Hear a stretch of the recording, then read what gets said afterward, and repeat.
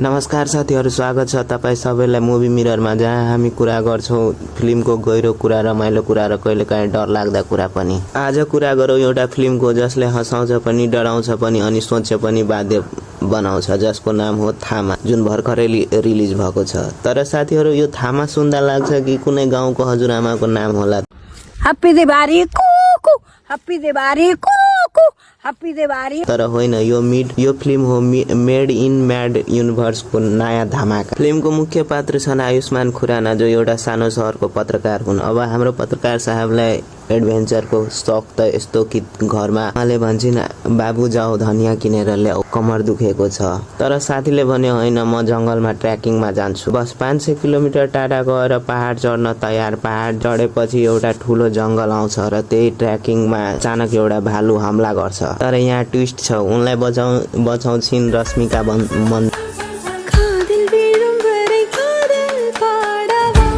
जो कि सामान्य मान्छे होइन, बेताल नै हुन्, फिमेल बेताल। अब आयुष्मानलाई रश्मिकाको मोह, प्रेम र डर तीनवटै लाग्छ। तर जब प्रेम गहिरो हुन्छ त्यही बेला नियम टुट्छ। बेतालहरूले मान्छेको रगत खान नहुने नियम, तर रश्मिकाले आयुष्मानको ज्यान बचाउनका लागि दाँतले छुन्छन् र यसरी आयुष्मान पनि बन्न पुग्छ बेताल। ओ माई गॉड, मेरो दाँत कैसे आ गया। त्यसपछि सुरु हुन्छ कथा प्रेमको बेताल दुनियाँको र एक यस्तो लडाई जहाँ रश्मिकालाई कैद गरिन्छ र खेलमा प्रवेश गर्छन् नजाउद्दिन सिद्दिकी, मुभीको ठूलो विलेन।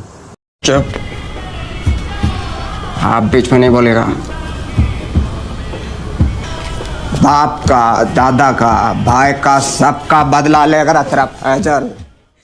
फिल्मको कथा इन्ट्रेस्टिङ छ र दोस्रो भागमा तर झनै मजा आउँछ जब स्त्री मुन्जा र भेडियाका कनेक्सनहरू खुल्दै जान्छन्। त्यो एउटा सीन जहाँ वरुण धवन र आयुष्मान भेट्छन्, त्यो एकदम धमाका छ। स्पाइलर दिँदैन तर हेरिरहन मन लाग्छ। आयुष्मान 2 वर्षपछि फर्केका छन् र यो रोलमा ताजा पनि ल्याएको छ। रश्मिका त सधैँ झकास।